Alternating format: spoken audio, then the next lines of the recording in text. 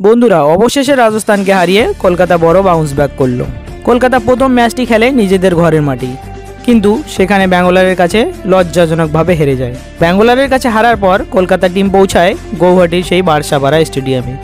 দ্বিতীয় ম্যাচে কলকাতা টিম বড় বড় প্লেয়ারকে বাদ দিয়ে নতুন প্লেয়ারকে প্লেইং 11-এ সামিল করেছেন। কলকাতা টিম ম্যানেজমেন্টের এই ডিসিশন বিফলে যায়নি।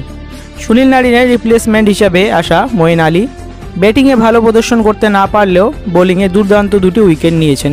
দুটি উইকেট নিয়ে কলকাতা টিমকে জয়ের মুখ দেখিয়েছেন। কেকেআরের অধিনায়ক প্রথমে টসে জিতে বল করার সিদ্ধান্ত নেয়। প্রথম 3 ওভারে উইকেট না পেলেও পরের ওভারেই সঞ্জু স্যামসনকে আউট করেন। রাজস্থানের কোনো প্লেয়ারই ধরে খেলছিল না। রাজস্থানের ব্যাটারদের মাথায় ছিল যে তারা 200+ স্কোর করবে, তার ফলেই তারা বড় বড় হিটিং মারতে যাচ্ছিল এবং একের পর এক আউট হয়ে যাচ্ছিল। রাজস্থান 20 ওভার শেষে মোট 151 রান করে। রাজস্থানের টপ স্কোরার ধ্রুব জুরেল 28 বলে 33 রান, যশস্বী জয়সওয়াল 24 বলে 29 রান, রিয়ান পরাগ 15 বলে 25 রান। কলকাতার top bowling performance, Varun Chakravarthy 4 over ball করে 17 রান দিয়ে 2 উইকেট নেন।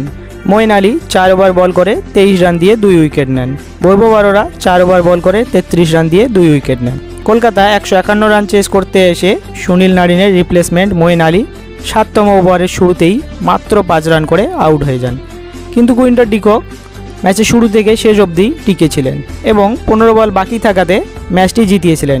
কলকাতার টপ স্কোরার কুইন্টন ডিকক 61 বল খেলে 97 রান, অঙ্কিরিশ রঘুবংশী 17 বল খেলে 22 রান, অজিঙ্ক্য রাহানে 15 বল খেলে 18 run.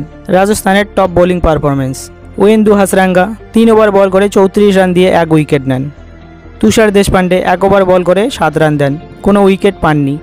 Nitish Rana 1 over ball করে 9 রান দেন, কোনো উইকেট পাননি। বন্ধুরা, কলকাতা টিমের সমস্ত আপডেট পেতে ভিডিওটি লাইক এবং চ্যানেলটি করুন সাবস্ক্রাইব।